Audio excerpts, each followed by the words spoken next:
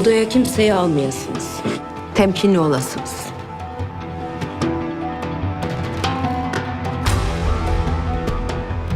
Belli ki Nizamül Mülk'le Zübeyde Hatun bir iş çevirir.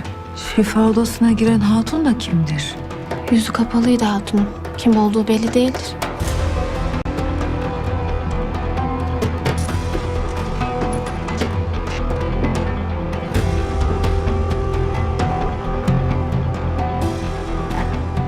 Emniyet tedbirleri gereği Zübeyde Hatun girişleri yasakladı Terken Hatun. Melik Tapar benim de evladımdır. Çekilesin. Biz emir kuluyuz Terken Hatun. Hacı Hazretlerinin kati emri vardır. O odaya